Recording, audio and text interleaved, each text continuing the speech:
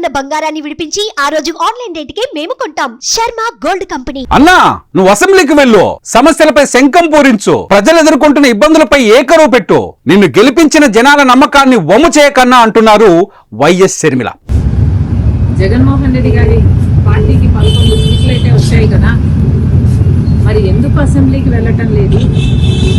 ముఖ్యమంత్రిగా పనిచేసిన నీవు రాష్ట్రం పట్ల బాధ్యతను విస్మరించకు.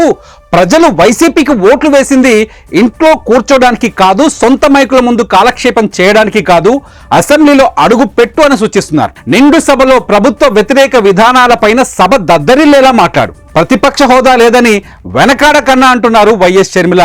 జగన్ కు సూచిస్తున్నారు. ఆ 11 సీట్లు కూడా మీరు గెలిచిన ఎమ్మెల్యేలుగా ఉండి మీరు ఎమ్మెల్యేలుగా అసెంబ్లీకి వెళ్ళకపోతే మీరు ఎందుకు గెలిచారో ఆలోచన చేయండి. 11 మంది ఎమ్మెల్యేలు ఉన్నా మీరు ప్రజాపక్షం అనిపించుకునేలా ముందుకు వెళ్ళాలి. అసెంబ్లీకి వెళ్ళకపోతే నీకు నాకు తేడా ఏముందన్నా? వైసీపీకి 38% ఓటింగ్ వచ్చినా, కాంగ్రెస్ కు 1.7% ఓటింగ్ వచ్చినా కాంగ్రెస్ పార్టీ వైసీపీ అప్పుడు ఒకటే అవుతుంది అంటూ అసెంబ్లీకి తన సోదరుడు వెళ్లాలంటూ రక్తం పంచుకొని పుట్టిన చెల్లెలు షర్మిల విజ్ఞప్తుల మీద విజ్ఞప్తులు చేస్తున్నారు. షర్మిల రిక్వెస్ట్ డీటెయిల్స్ ఒకసారి చూద్దాం. మాకు ఎక్కువ ఓట్లు రాలేదంటున్నారు. సరే, మీకు 38% ఓట్లు వచ్చాయి, మరి వచ్చి కూడా మీరేం చేస్తున్నారు?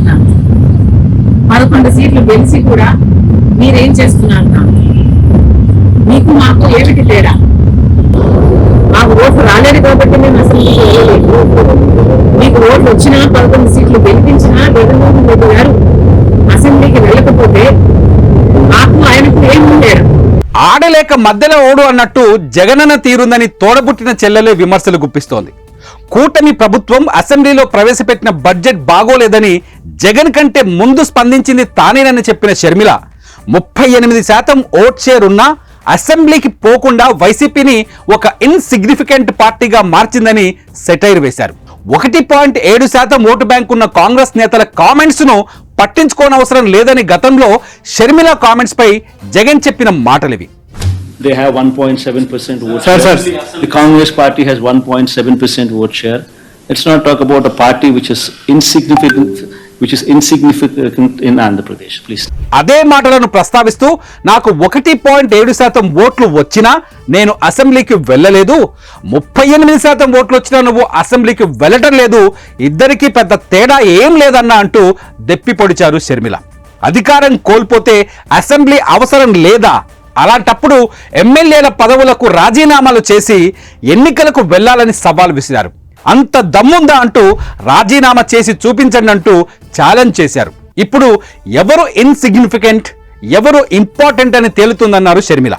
వైసీపీ ఎమ్మెల్యేలు వెంటనే రాజీనామా చేయాలన్నారు, లేదా దమ్ముంటే అసెంబ్లీకి వెళ్లి బడ్జెట్ మీద చర్చించాలన్నారు. చంద్రబాబు సూపర్ 6 పథకాలకు నిధుల కేటాయింపులపై నిలదీయాలన్నారు షర్మిల. ఆంధ్రప్రదేశ్లో వైసీపీ అధినేత వైఎస్ జగన్ తో తనకున్న కుటుంబ ఆస్తుల వైరంతో షర్మిల పోరాటం చేస్తున్న విషయం తెలిసిందే. రాజకీయం ద్వారా కూడా జగన్ కు చురకల మీద చురకలు అంటిస్తూ గుక్క తిప్పుకోకుండా చేస్తున్నారు చెల్లెలు పిసిసి చీఫ్ వైఎస్ షర్మిల.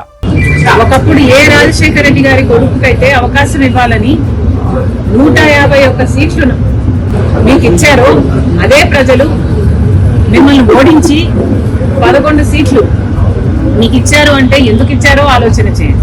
అయితే జగన్ పై మాటల దాడిని మరింత తీవ్రం చేశారు. ఇప్పటికే జగన్ అసెంబ్లీకి వెళ్లటం లేదని, వెళ్ళకపోతే ఎమ్మెల్యేగా రాజీనామా చేయాలని ఒత్తిడి పెంచుతున్న షర్మిల రోజుకో కారణాన్ని లింక్ చేస్తున్నారు. ఇదే క్రమంలో సూపర్ 6 పథకాలు బడ్జెట్ ను జత చేసి పోస్ట్ పెట్టారు షర్మిల. మరి దీనిపై జగన్ వైసీపీ శ్రేణులు ఏ విధంగా రియాక్ట్ అవుతాయో వేచి చూడాలి.